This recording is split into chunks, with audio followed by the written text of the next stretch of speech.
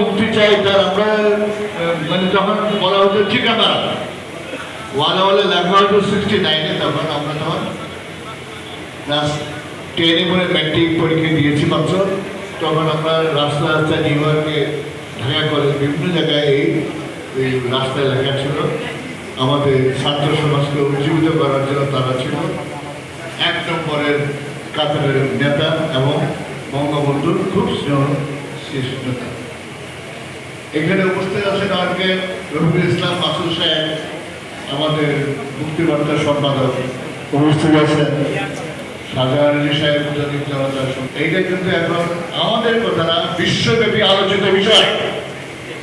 বিশ্ব ইন্টারন্যাশনালি এটা আলোচিত। কেন এটা হলো?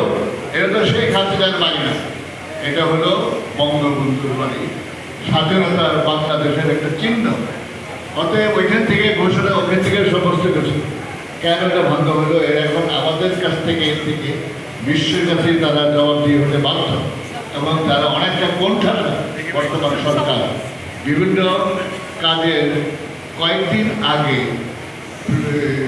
আপনার ব্রিটিশে এক সাংবাদিকের প্রশ্ন করা হয়েছিল, বাংলাদেশের প্রথম প্রধানমন্ত্রী শেখ মুজিবুর রহমানের বাইরে ভঙ্গ হলো কেন?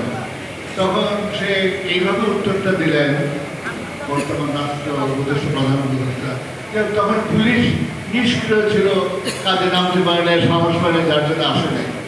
কিন্তু কয়েকদিন আগে যে